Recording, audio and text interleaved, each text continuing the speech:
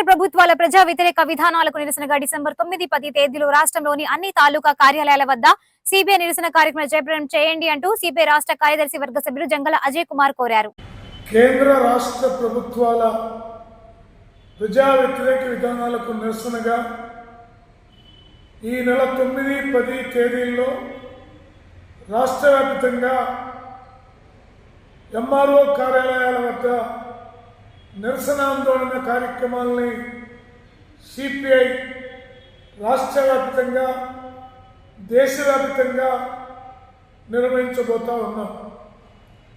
ముఖ్యంగా నరేంద్ర మోడీ అనుసరిస్తున్నటువంటి పెట్టుబడిదారీ అనుకూల విధానాలు ఈ దేశ ఆర్థిక పారిశ్రామిక రంగాల్ని అంబానీలకి అదానీలకి దోచిపెట్టే వైఖరికి నిరసనగా రోజు రోజుకి పెరుగుతున్నటువంటి నిత్య జీవితావసర వస్తువులను ధరలను నియంత్రించాలని డిమాండ్తో పాటు మన రాష్ట్రంలో ఎన్నికల ముందు ఎన్డీఏ కూటమి తాము అధికారంలోకి వస్తే విద్యుత్ ఛార్జీలను పెంచమని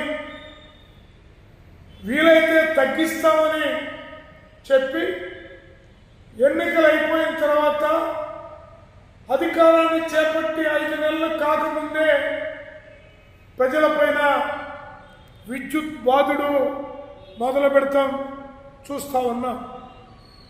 అలాగే ట్రూ ఆఫ్ ఛార్జీల పేరుతోటి 17,000 కోట్లు ప్రజలపైన భారాన్ని మోపడం అనేది స్పష్టంగా కనపడతా ఉంది. అలాగే స్మార్ట్ మీటర్లు బిగించడం అనేది కొనసాగిస్తూ ఉన్నారు.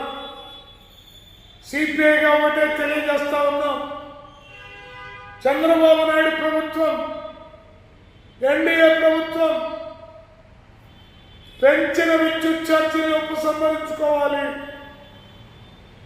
అలాగే స్మార్ట్ మీటర్లు బిగించేటటువంటి పద్ధతి మానుకోవాలి. ఇప్పుడు దాకా బిగించిన స్మార్ట్ మీటర్లని వెనక్కి తీసుకోవాలి. అలాగే ప్రపంచవ్యాప్తంగా దొంగగా దోపిడీదారుడిగా గుర్తించినటువంటి అదానీని అతని పైన అమెరికాలో సైతం కేసులు పెట్టి అరెస్టు చేయడానికి సిద్ధమవుతూ ఉంటే మన రాష్ట్రంలో ఉన్నటువంటి ఎన్డీఏ చంద్రబాబు కానీ పవన్ కళ్యాణ్ కానీ ఏ ఒక్కళ్ళు కూడా నోరు తెరిచి మాట్లాడేటటువంటి పరిస్థితి లేకపోగా అక్కడ నరేంద్ర మోడీ, ఇక్కడ ఎన్డీఏ కూటమి అదానికి అంతగా నిలబడటం అనేది శోచనీయం, దారుణం. అందువల్ల ఈ నెల 9, 10 తేదీల్లో ఈ రాష్ట్ర ప్రభుత్వం అనేక హామీలు ఇచ్చింది. రైతులకు ముందస్తు 20,000 ఇస్తామని చెప్పారు. ప్రతి ఆడపడుచుకి 15,000